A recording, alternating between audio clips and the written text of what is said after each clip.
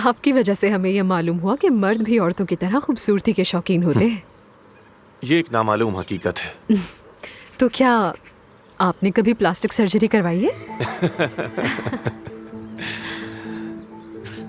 नहीं करवाई, लेकिन अगर जरूरत हुई तो करवा लूंगा।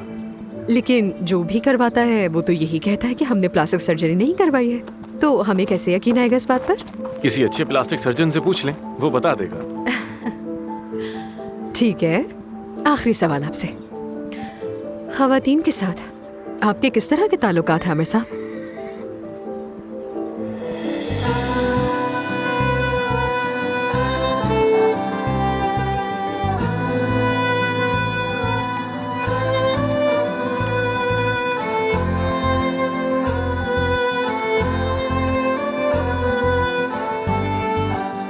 आमिर साहब?